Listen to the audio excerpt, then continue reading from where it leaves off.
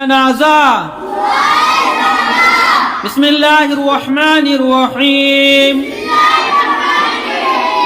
اللہم اغفر لحیئنا ومیئتنا وشاہدنا وغائبنا وصغیرنا وكبيرنا وذكرنا وأنثانا اللهم من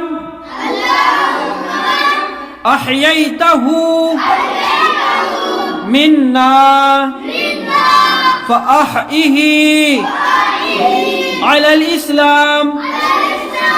ومن توفيته منا فتوفه